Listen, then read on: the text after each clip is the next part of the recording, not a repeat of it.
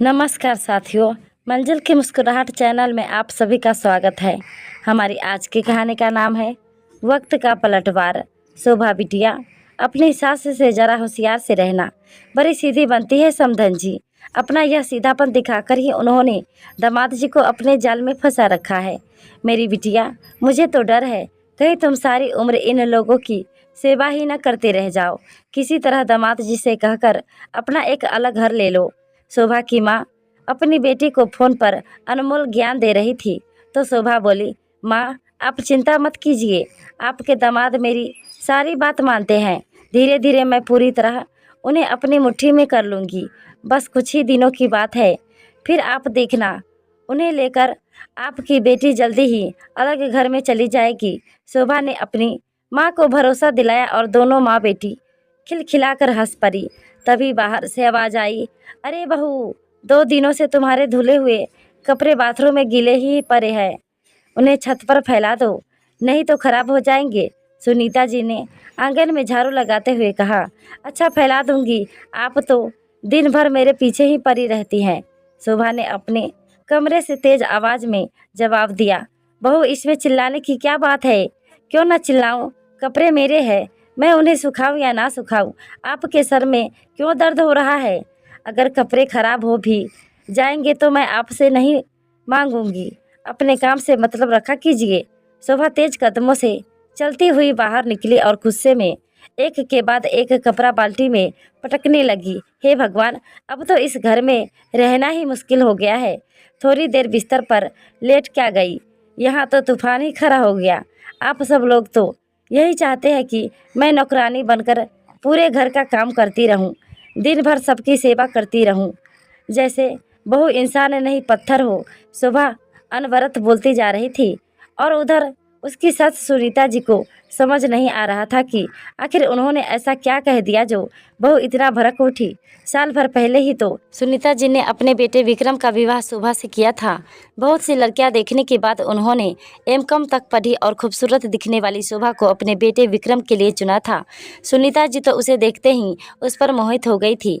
उधर शोभा अपने घर की लाडली थी, खास तौर पर अपनी माँ की। उसके घर में उसकी माँ का ही शासन था।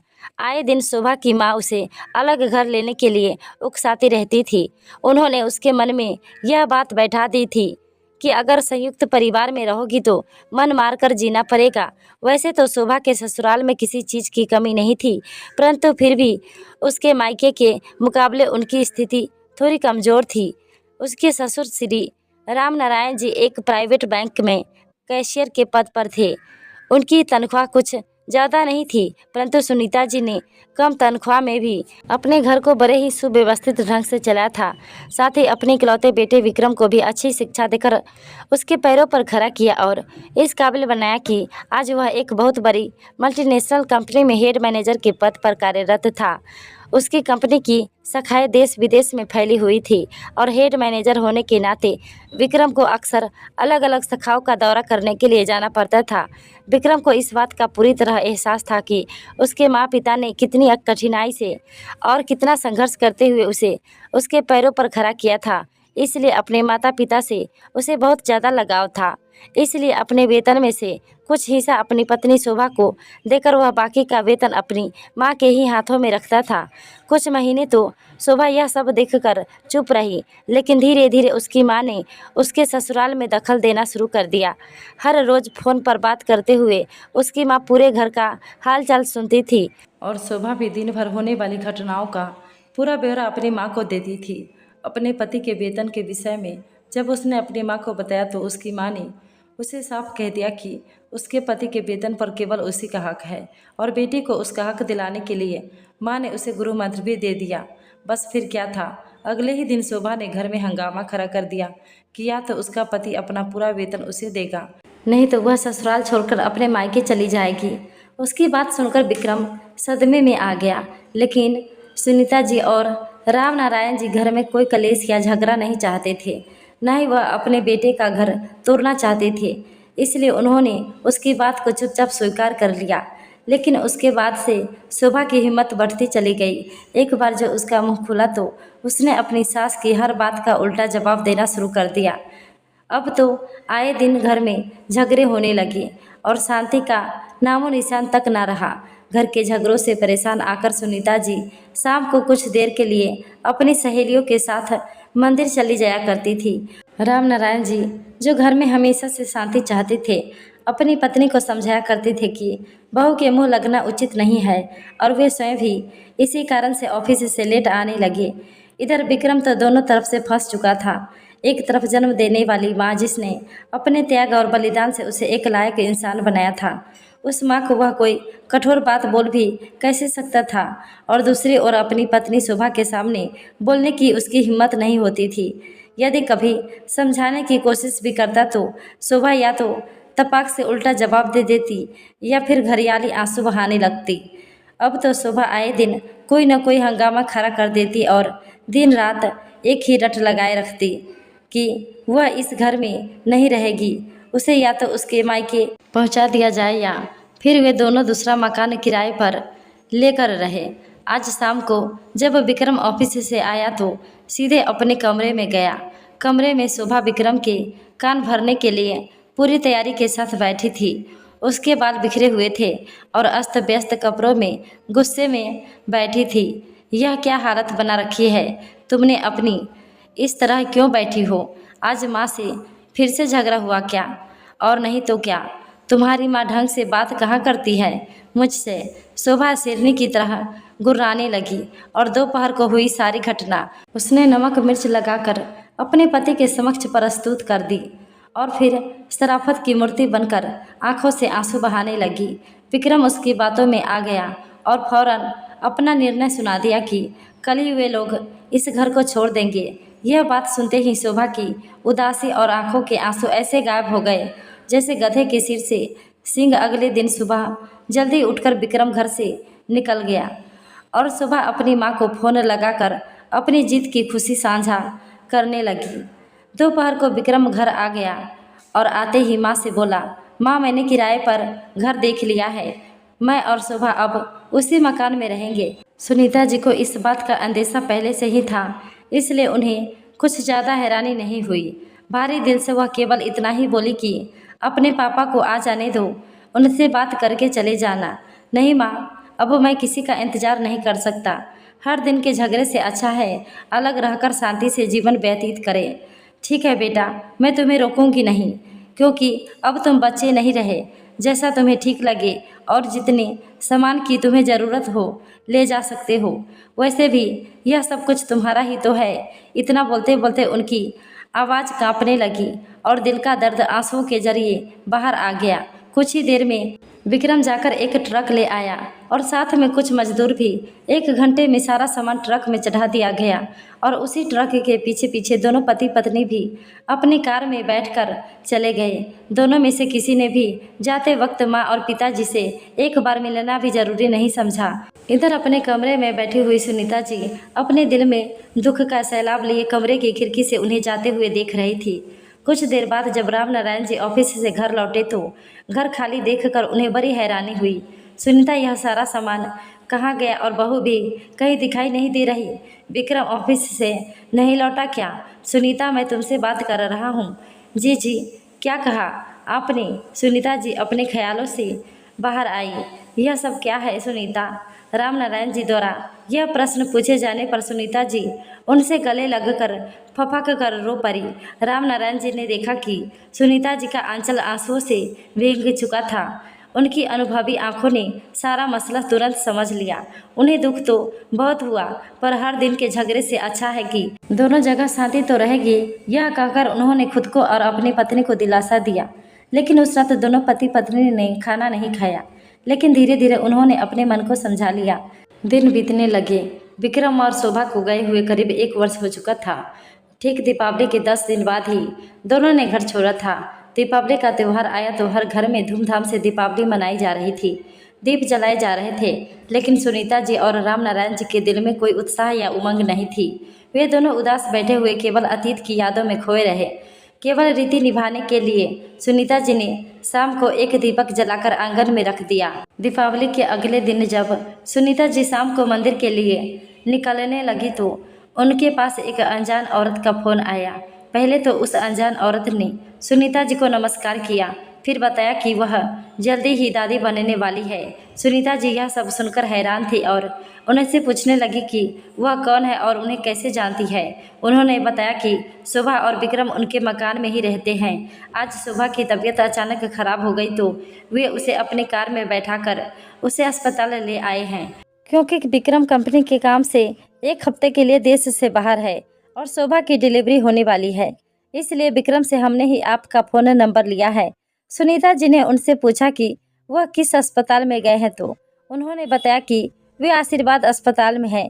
अस्पताल का पता भी उन्होंने उनके व्हाट्सएप नंबर पर भेज दिया। सुनीता जी जल्दी से अस्पताल जाने की तैयारी करने लगी। एक थैले में उन्होंने कुछ आवश्यक सामान रखा, अलमारी में जो पैसा रखा था उसे लिया और घर को ताला लगाकर ऑटो से आशीर्वाद अस्पताल चली गई। वहां जाकर जब उन्होंने शोभा की तबीयत के बारे में स्टाफ से बात की तो पता चला कि बच्चा प्री मैच्योर है, इसलिए ऑपरेशन करना होगा। जब सुनीता जी नर्स से बात कर रही थी तब शोभा के मकान मालिक भी वहीं खड़े थे। वह समझ गए कि यह स्त्री शोभा की सासू माँ है। उन्होंने हाथ जोड़कर सुनीता जी को अभिवादन किया। सुनीता जी ने उन्हें धन्यवाद दिया कि ऐसे समय में उन्होंने उनकी बहू की मदद की। तभी ऑपरेशन थिएटर से एक नर्स ने आकर आवाज़ लगाई, शोभा के साथ कौन है? डॉक्टर एक फॉर्म पर साइन करवाने और ऑपरेशन की फीस जमा कराने के लिए बुला रहे हैं। सुनीता जी उस नर्स के साथ डॉक्टर के कक्ष में चली गई, उन्हें अपना परिचय दिया और बताया कि वे ऑपरेशन की फीस जमा कराने आई है। पहले तो डॉक्टर ने उनसे एक फॉर्म पर हस्ताक्षर करवाए, फिर ऑपरेशन के लिए रुपये 40,000 जमा कराने को कहा, लेकिन सुनीता जी के पास अभी इतने पैसे नहीं थे। वह बोली, डॉक्टर साहिबा, अभी तो आप रुपये 20,000 जमा कर लीजिए, बाकी के पैसे मैं अपने पति से फ़ोन करके मंगवा लेती हूँ। तब तक आप ऑपरेशन करें। माँ और बच्चा बिल्कुल स्वस्थ होने चाहिए, चिंता करने की बिल्कुल आवश्यकता नहीं है, सब ठीक होगा। आप यह पैसा रिसेप्शन पर जमा करवा दें और वहीं से रसीद ले लीजिए। डॉक्टर से मिलकर सुनीता जी ने पैसा जमा करवा दिया और वहीं से राम नारायण जी को फ़ोन किया और सारी बात बता दी। सुनीता जी ने शोभा की माँ को भी फ़ोन लगाकर उन्हें सारी जानकारी दे दी। कुछ ही समय में राम नारायण जी बाकी की रकम लेकर पहुंच गए और ऑपरेशन थिएटर के बाहर एक बेंच पर सुनीता जी के साथ बैठकर इंतजार करने लगे। कुछ ही देर बाद एक नर्स सुनीता जी के पास आकर पूछने लगी, शोभा के साथ कौन आया है? सुनीता जी ने कहा, मैं हूँ शोभा के साथ, मुबारक हो बेटी हुई है। नर्स ने कहा और बताया कि बच्ची और उसकी माँ दोनों स्वस्थ है। उसी समय एक दूसरी नर्स बच्ची को बाहर लाई और सुनीता जी को दिखाया। दादा दादी ने बड़े प्यार से अपनी पोती को देखा और गोद में लिया, फिर उसका माथा चूमा। सुनीता जी ने अपने पति को कुछ इशारा किया तो राम नारायण जी ने रुपये 500 का नोट निकालकर नर्स को देते हुए कहा, यह हमारी तरफ से आप सभी लोगों की मिठाई के लिए है। कुछ ही देर में शोभा को भी स्ट्रेचर पर लिटाकर वार्ड में लेकर आया गया। उस समय वह बेहोश थी। पास में ही रखे पालने में बच्ची को भी लिटा दिया गया। सुनीता जी वहीं एक बेंच पर बैठकर कभी अपनी बहू को देखती तो कभी अपनी पोती को। उन्होंने राम नारायण जी को घर भेज दिया। करीब 1 घंटे बाद जब शोभा को होश आया तो उसने आंखें खोलकर देखा। उसे हैरानी हुई कि उसकी सासू माँ उसके पास बैठी है और उसके बच्चे उनकी गोद में है। मुबारक हो बहुरिया, लक्ष्मी आई है, बिल्कुल तुम्हारी तरह दिखती है, सुनीता जी ने मुस्कुराते हुए कहा और शोभा के सिर पर हाथ रखकर उसे ढेरों आशीर्वाद दिए। शोभा को बहुत अच्छा लगा। तभी उसके मकान मालिक भी वहां आ गए और सुनीता जी उन्हें कुछ देर के लिए माँ और बच्चे का ध्यान रखने के लिए कहकर बाहर सामान लेने चली गई। उसके मकान मालिक ने शोभा को कहा कि मेरी पत्नी ने जब तुम्हारी सास से फ़ोन पर बात करके तुम्हारे बारे में बताया तो वे उसी समय अस्पताल पहुंच गई। वो तुम्हारे लिए बहुत चिंतित थी, लेकिन मैं हैरान हूँ कि तुम्हारे मम्मी पापा अभी तक क्यों नहीं आए। यह सुनकर शोभा सोच में पड़ गई। शाम हो चुकी थी, लेकिन अभी तक सुनीता जी ने कुछ खाया पिया नहीं था। रात भर भी वह शोभा के पास बैठकर कभी उसका सिर दबाती तो कभी बच्ची को संभालती। सारी जिम्मेदारियां निभाते निभाते उनकी रात बिना सोए ही कट गई। अगले दिन सुबह राम नारायण जी अपने हाथों से चाय बनाकर अस्पताल में लेकर आए और 2 कपों में डालकर सुनीता जी और शोभा को चाय पकड़ाई। सुनीता जी, अब तुम घर जाओ, मैं यहाँ बैठता हूँ, कल से तुमने भी खाना नहीं खाया है। घर जाकर तुम भी खाना खा लो और शोभा के लिए भी हल्का खाना बनाकर ले आना। मैं यहाँ हूँ इन दोनों का ध्यान रखने के लिए। मैंने ऑफिस में फ़ोन करके छुट्टी ले ली है। सुनीता जी राम नारायण जी को बहुत सी हिदायतें देकर चली गई। वह वही बेंच पर बैठ गए।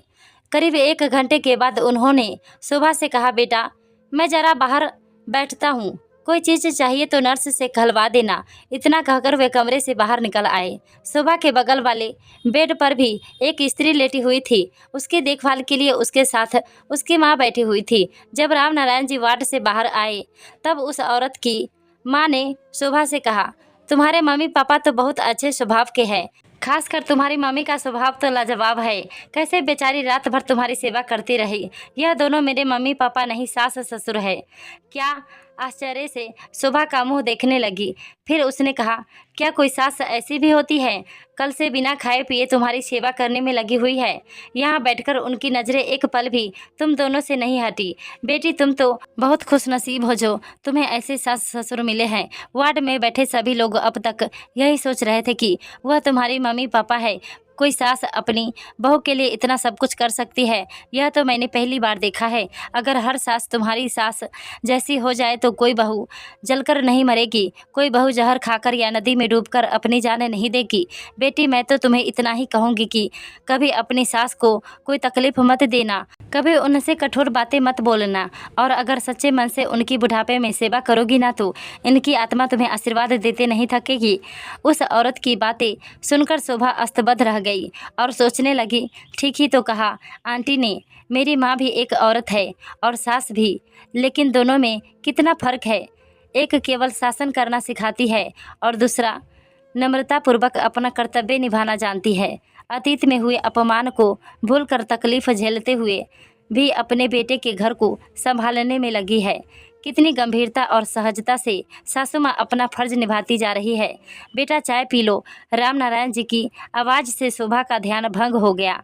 उसने बड़े ध्यान से अपने ससुर की ओर देखा तो आत्मग्लानि से भर उठी कि इस इंसान ने आज तक मुझे बेटा शब्द के अलावा किसी और नाम से संबोधित नहीं किया, ना ही आज तक कोई कठोर शब्द बोला। इन लोगों के साथ गलत व्यवहार करके मैंने खुद अपने पैरों पर कुल्हाड़ी मारी है।